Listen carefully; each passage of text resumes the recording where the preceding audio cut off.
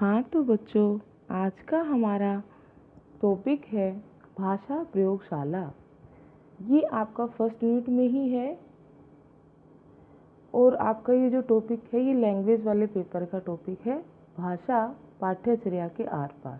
ठीक है, तो भाषा प्रयोगशाला में हम देखेंगे कि इस प्रयोगशाला का क्या अर्थ है, भाषा किसी भी भाषा को सीखने या सिखाने हेतु। ठीक है, देखिएगा, भाषा अभिव्यक्ति का एक सशक्त माध्यम है और अभिव्यक्ति दो प्रकार से होती है। ठीक है, मौखिक और लिखित। हम अपने दैनिक जीवन में देखते हैं कि बालक सर्वप्रथम अनुकरण के द्वारा भाषा सीखता है, अर्थात वह जैसा सुनता है वैसा ही बोलने का प्रयास करता है। प्रत्येक भाषा की अपनी लिपि और ध्वनियाँ होती हैं, अतः इस भिन्नता की वजह से अलग अलग भाषाओं को सीखने के लिए विशेष अभ्यास की आवश्यकता होती है। सीखते हैं ना आप और हम लोग, अगर हमें अदर लैंग्वेज सीखनी होती है तो फिर उसकी जो लिपि है, उसकी जो बेसिक ग्रामर है वो सीखनी पड़ती है और अभ्यास करने के लिए एक प्रयोगशाला की आवश्यकता होती है। भाषा प्रयोगशाला आधुनिक वैज्ञानिक पद्धति पर आधारित एक कंप्यूटराइज्ड कक्षा कक्ष होती है। ठीक है, इस बात को आप अंडरलाइन कर लेना कि भाषा प्रयोगशाला क्या होती है, साइंटिफिक मेथड पर बेस्ड होती है और कंप्यूटराइज्ड होती है। ओके, आगे देखिए, भाषा प्रयोगशाला में शिक्षण करने हेतु शिक्षक को भी विशेष प्रकार के प्रशिक्षण की आवश्यकता होती है। ठीक है, ऐसे नहीं कि कोई भी आके भाषा प्रयोगशाला में आपको लैंग्वेज का ज्ञान दे सकता है, नहीं। इसके लिए जो शिक्षक है, जो गाइड करने वाला है, जो आपको बताने वाला होता है, उसे भी एक विशेष प्रकार की ट्रेनिंग की जरूरत पड़ती है। ठीक है, अब देखिए इंग्लिश में कोटेशन है, a language laboratory is a classroom equipped with tape recorder or computer where people can practice listening to and talking foreign languages। समझ गए? एक लैंग्वेज लेबोरेटरी यानी एक भाषा प्रयोगशाला क्या होती है? एक क्लासरूम, एक ऐसी कक्षा होती है जो इक्विप्ड होती है किससे? टेप रिकॉर्डर से, कंप्यूटर से, और जहाँ पर पीपल प्रैक्टिस कर सकते हैं। मतलब जिस भी इंसान को दूसरी भाषा सीखनी है वो कंप्यूटर और टेप रिकॉर्डर की सहायता से भाषा प्रयोगशाला में सीख सकता है। इक्विप्ड का मीनिंग यहाँ होता है सुसज्जित होना, यानी कंप्यूटर से और टेप रिकॉर्डर से सुसज्जित होती है वह कक्षा। और लिसनिंग एंड टॉकिंग, और जहाँ पर हम भाषा को सुन सकते हैं, और टॉकिंग बातें कर सकते हैं, फॉरेन लैंग्वेजेस जो विदेशी भाषाएं होती हैं जो हम सीखने के लिए जाते हैं, उन सब के बारे में हम उनकी प्रैक्टिस कर सकते हैं, सुन सकते हैं और बोल सकते हैं। आगे आता है आपका टॉपिक बनता है आपका भाषा प्रयोगशाला का महत्व और उपयोगिता। मतलब इस तरह से क्वेश्चन आ सकता है कि भाषा प्रयोगशाला का क्या महत्व है और इसकी उपयोगिता क्या है। ठीक है, तो हम बताएंगे भाषा प्रयोगशाला का निर्माण व्यक्तिगत शिक्षण एवं सामूहिक शिक्षण में बच्चों की क्रियाशीलता बढ़ाने के उद्देश्य से किया जाता है, यानी बच्चों के अंदर क्रिएटिविटी बढ़े अधिक से अधिक। हमारे देश में भी कुछ ऐसे विद्यालय हैं जिनमें भाषा प्रयोगशालाएं बन गई हैं। ठीक है, अभी सब में तो नहीं बनी है, लेकिन कुछ एक है जिनमें ये लेबोरेटरीज बन चुकी हैं, क्योंकि किसी भी भाषा को सीखने के लिए भाषा प्रयोगशाला की महत्वपूर्ण भूमिका होती है। भाषा प्रयोगशाला एक ऐसा पक्ष है जिसमें भाषा के माध्यम को, भाषा के अधिगम को अधिक प्रभावशाली बनाने के लिए विशेष प्रकार के उपकरण जुटाए जाते हैं। भाषा का अधिगम यानी कि भाषा को सीखना, उसको वो सीखा किस तरह से जाए, उसको कैसे इफेक्टिव बना जाए, उसके लिए उपकरण जो है वो जुटाए जाते हैं। भाषा प्रयोगशाला में वो चीज़ें रखी जाती हैं। यह भाषा शिक्षण का एक ऐसा केंद्र होता है जिसमें छात्रों को बोलने, सुनने, पढ़ने तथा लिखने आदि के लिए नियंत्रित वातावरण प्रदान किया जाता है। समझ गए? मतलब इसमें एक ऐसा माहौल क्रिएट किया जाता है जिससे बच्चे को सुनने, पढ़ने, लिखने में कोई भी किसी प्रकार की प्रॉब्लम ना हो। भाषा प्रयोगशाला की प्रत्येक सीट पर एक एक टेप रिकॉर्डर होता है और प्रत्येक छात्र के लिए एक हेडफोन होता है। ठीक है, छात्र के सामने वाली मेज पर एक माइक्रोफोन भी फिट रहता है। अध्यापक की सीट ऐसे स्थान पर होती है कि वह प्रयोगशाला में सीखने वाले सभी छात्रों पर नियंत्रण कर सके। मतलब वो वहाँ बैठा बैठा सभी बच्चों को देख सके, बच्चे क्या कर रहे हैं, प्रैक्टिस कर रहे हैं या नहीं, या कुछ और कर रहे हैं। तो इस तरह से वो एक जगह बैठकर ही सब बच्चों पर निगरानी रख सकता है। भाषा शिक्षण में भाषा का विशेष महत्व है। जो विद्यालय आर्थिक दृष्टि से संपन्न होते हैं, आगे ना वो बात कि कुछ एक विद्यालयों में क्यों है ये लेबोरेटरी, क्योंकि वो आर्थिक दृष्टि से संपन्न है, इकोनॉमिकली, ठीक है। उनमें प्राय सभी विषयों की अलग अलग कक्षा होती है। सभी विषयों की यानी जिसको जो भी लैंग्वेज सीखनी है उसी लैंग्वेज से संबंधित आपके जो है विषय मिल जाएंगे। इसी प्रकार भाषा के लिए भी एक अलग कक्ष का होना आवश्यक है, क्योंकि जब बच्चा भाषा कक्ष में जाता है तो उसका ध्यान अन्य विषयों से हटकर भाषा पर ही रहता है। अतः वे भाषा पढ़ने के लिए आंतरिक रूप से तैयार रहते हैं। यानी एक माहौल आपको मिल जाता है कि आपको भाई उस क्लास में जाकर आपको लैंग्वेज ही सीखनी है, तो आपका मन जो है वो आप दिमागी रूप से और मानसिक रूप से जो है आप तैयार होके जाते हैं कि हाँ मुझे कक्षा में जाकर लैंग्वेज सीखनी है। अतः वे भाषा पढ़ने के लिए आंतरिक रूप से इंटरनली भी वो रेडी रहते हैं। भाषा कक्ष से अध्ययन करने और अध्यापन कराने दोनों में सहायता मिलती है, ठीक है। भाषा कक्ष यानी लैंग्वेज सीखने का अगर अलग से क्लासरूम होगा तो हमें लैंग्वेज सीखने में कोई दिक्कत नहीं होगी, क्योंकि हमें अलग से एक माहौल मिल जाएगा। भाषा प्रयोगशाला में भाषा कक्ष का विशेष महत्व भी होता है, क्योंकि यह वो स्थान होता है जहाँ कक्षा में पढ़ाई गई पाठ्य सामग्री का अभ्यास कराया जाता है। दूसरे शब्दों में कहें कि भाषा प्रयोगशाला कक्षा का ही दूसरा रूप है, तो इसमें कोई अतिशयोक्ति नहीं होगी। प्रयोगशाला यानी लेबोरेटरी एक तरह से क्लासरूम ही है। उसमें आपका जो पढ़ाया हुआ है, जो आपको क्लासेस में पढ़ाया जाता है आपके सिलेबस से रिलेटेड, आप उसमें भी उस चीज़ की प्रैक्टिस कर सकते हो। अब आगे इसकी डेफिनेशंस देखिए। According to American Heritage Dictionary, अब आप चाहो आपको समझ आए तो इंग्लिश में कर लेना, वरना हिंदी में ज़रूर कर लेना।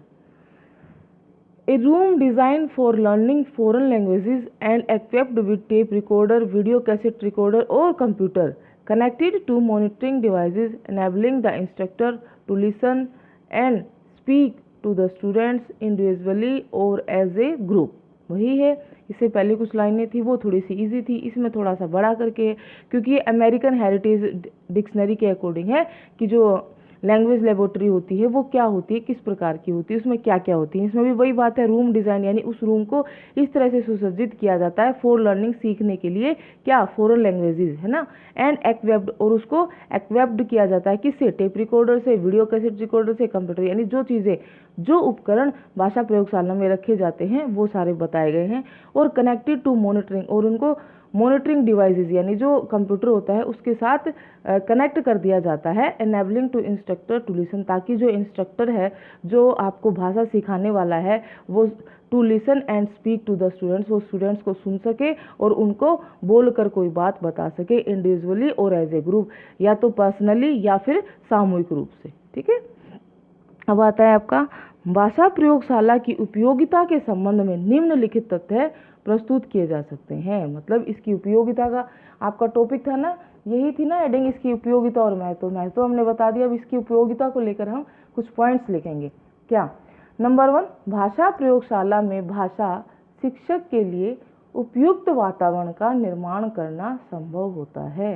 यानी भाषा शिक्षक के लिए, जो भाषा सिखाने वाले हैं, जो ट्रेनर होते हैं, उनके लिए एक उपयुक्त वातावरण का निर्माण किया जाए। नेक्स्ट आता है आपका, सभी छात्र अपनी गति के अनुसार अभ्यास कर सकते हैं, ठीक है। इसका सबसे बड़ा यूज़ क्या है कि अलग अलग बच्चे की, प्रत्येक व्यक्ति में जैसे कि हमें पता है पर्सनालिटी डिफरेंस होता है, व्यक्तित्व भिन्नता होती है, उसी तरह जो छात्र है सीखने वाले, उनकी भी सीखने की कैपेसिटी अलग अलग होती है। कोई किसी की फास्ट होती है, कोई स्लो सीखता है, तो इस प्रकार वो अपनी गति के अनुसार सीख सकते हैं, अभ्यास कर सकते हैं। नेक्स्ट आता है आपका, भाषा की ध्वनि, शब्द तथा वाक्य व्यवस्था का अच्छे से अभ्यास किया जा सकता है। ठीक है, नेक्स्ट है, क्योंकि वहाँ कोई आपको डिस्टर्बेंस नहीं होगी, आप शांति से उस माहौल में शांति से बैठे होंगे तो आप आराम से सीख सकते हो। नेक्स्ट आता है आपका, शिक्षक प्रत्येक छात्र पर व्यक्तिगत रूप से ध्यान दे सकता है और उनकी अशुद्धियों को वहीं पर शुद्ध कर सकता है। ठीक है ना भाई, एक तो होता है कि भाई टीचर को एक एक बच्चे के पास जाना पड़े और बहुत सारी भीड़ हो, काफ़ी बच्चे, स्ट्रेंथ ज़्यादा होती है तो टीचर भी इतना ध्यान नहीं दे पाते। हालांकि वो कोशिश पूरी करते हैं, उनका कंसंट्रेशन पूरा होता है, लेकिन फिर भी स्ट्रेंथ ज़्यादा होने के कारण या टाइम की शॉर्टेज होने से कई बार ऐसी दिक्कतें आ जाती हैं। लेकिन इसमें ऐसा नहीं होता, इसमें टीचर पर्सनली या फिर ग्रुप में सबको सिखा सकते हैं, उनकी बातें सुन सकते हैं, उन्हें देख सकते हैं, उन पर कंट्रोल रख सकते हैं।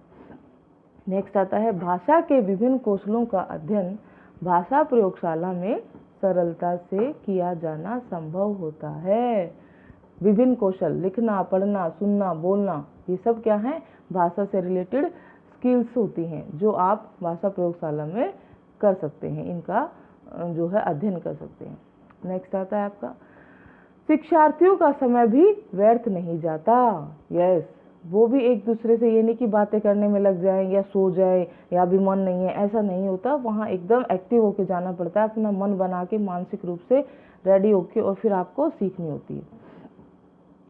नेक्स्ट आता है, बार बार शुद्ध विषय वस्तु को सुनने से शुद्ध उच्चारण में सहायता मिलती है। ये बात पहले भी आई थी कि मनुष्य जो है अनुकरण के द्वारा भाषा का प्रयोग करना सीखता है। तो हम अच्छी शब्दों की शुद्धता यानी प्योर वर्ड सुनेंगे तो हम प्योर ही बोलने की हमें आदत होगी। एक हम ऐसे माहौल में होंगे जहाँ पर अशुद्ध शब्द जो है व्याकरण के बोले जाते हैं तो हम वैसे ही बोलना सीख जाते हैं। नेक्स्ट आता है आपका, छात्रों में क्रियाशीलता की क्षमता बढ़ती है, यानी वही बात है वो करके देखने की, और क्रिएटिविटी कैसे भाई हम कैसे करें, कैसे सीखें, क्या करें क्या नहीं, तो इसकी कैपेसिटी बढ़ जाती है।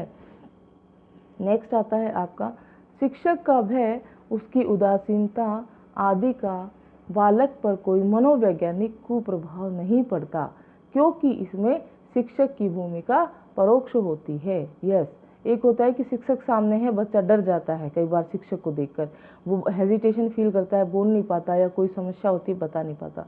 तो इसमें क्या है, इसमें ऐसा माहौल नहीं है, क्योंकि इसमें टीचर जो है इनडायरेक्ट वे से उनको कंट्रोल में रखता है, उन्हें देख पाता है, उन्हें सुन पाता है। तो इसलिए ऐसा नहीं है कि टीचर के डर से भाई टीचर मार देंगे या टीचर आपको मतलब जो है गुस्सा करेंगे तो भाई क्या होगा, ऐसा नहीं है। टीचर जो है परोक्ष रूप से यानी प्रत्यक्ष की बजाय डायरेक्ट की बजाय इनडायरेक्ट रूप से आपको समझाते हैं। नेक्स्ट आता है, भाषा कक्ष की साज सज्जा, जो लैंग्वेज लेबोरेटरी है उसको कैसे हम डेकोरेट करते हैं, ये क्वेश्चन भी बनता है आपका, ये टॉपिक भी आ सकता है एग्जाम में। तो आप लिखेंगे, भाषा कक्ष के लिए बड़े आकार का कमरा होना चाहिए। ठीक है, ऐसा नहीं कि छोटा सा कोई स्टोर रूम टाइप में और उसमें वही लैंग्वेज लेबोरेटरी चला दी जाए, ऐसे नहीं होगा। सेकंड, दरवाजे, खिड़की तथा रोशनी का उचित प्रबंध होना चाहिए। ठीक है, जैसे कि क्लासरूम्स में होता है, इस बात का स्कूलों में कॉलेजों में विशेष ध्यान रखा जाता है कि भाई बच्चों को इन चीज़ों से संबंधित कोई समस्या नहीं आए, तथा बच्चों के बैठने के लिए मेज और कुर्सी होनी चाहिए। भाषा कक्ष का लाभ तभी उठाया जा सकता है जब उसकी साज सज्जा उचित प्रकार से की गई हो। इसके लिए विभिन्न प्रकार की सहायक सामग्री की आवश्यकता होती है। अब वो विभिन्न प्रकार की सामग्री क्या है? नंबर 1 है भाषा की पाठ्य पुस्तक तथा अन्य पुस्तकें। भाषा कक्ष के पास एक भाषा पुस्तकालय होना चाहिए जिसमें अनेक प्रकार की अलमारियां हों ताकि भाषा संबंधी पुस्तकें रखी जा सकें। ओके, नेक्स्ट आता है आपका शब्दकोश।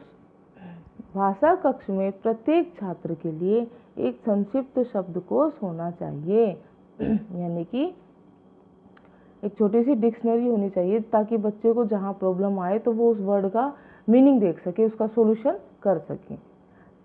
परिभाषित शब्दकोश, अंग्रेजी हिंदी शब्दकोश और हिंदी अंग्रेजी शब्दकोश अवश्य होने चाहिए ताकि इन शब्दकोशों से छात्र सहायता लेकर अपने शब्दकोश के ज्ञान में वृद्धि कर सके। हिंदी से इंग्लिश बनाना, इंग्लिश से हिंदी में कन्वर्ट करना, ये इस तरह का डिक्शनरी वहाँ होनी चाहिए। नेक्स्ट आता है आपका अन्य शिक्षण उपकरण। तो अन्य ये तो थे जो आपके मुख्य थे ही, इसके अलावा और क्या क्या टीचिंग एप्टीट्यूड होने चाहिए वो देखिए। भाषा शिक्षण की सहायक सामग्री में चार्ट, मानचित्र, टेप रिकॉर्डर, रेडियो, टेलीविज़न तथा प्रोजेक्टर आदि भाषा कक्ष में होने चाहिए। ओके। इसके बाद आता है आपका शामपट यानी कि आपका ब्लैक बोर्ड। भाषा कक्ष में 1 या 2 शामपट अवश्य होने चाहिए। ये साफ सुथरे और चौरस होने चाहिए ताकि उन पर सुडौल व सुंदर अक्षर, चित्र व रेखा चित्र बनाए जा सकें। शामपट के आकार के लिए यह भी आवश्यक है कि वह ऐसा होना चाहिए जिस पर पाठ का सारांश और रचना की रूपरेखा तैयार की जा सके। मतलब आप मान लो कुछ ऐसे पैराग्राफ टाइप में लिखना चाहते हो तो ब्लैक बोर्ड का साइज इतना अवश्य होना चाहिए कि आप ये सारी चीज़ें लिख सको। नेक्स्ट आता है आपका सजावट। भाषा कक्ष एक आकर्षण का केंद्र होना चाहिए। इसमें विभिन्न साहित्यकारों व कवियों के सुंदर सुंदर चित्र टंगे होने चाहिए। साहित्यकार, कवि जिन्हें देखकर आपको प्रेरणा मिले। आकर्षण का केंद्र यानी आपको अट्रैक्ट करे, मतलब आपका मन करे जाने का और आप सीखो वहाँ जाकर। इसके साथ ही हिंदी साहित्य का काल विभाजन, रस और अलंकार आदि के भी चित्र टंगे होने चाहिए।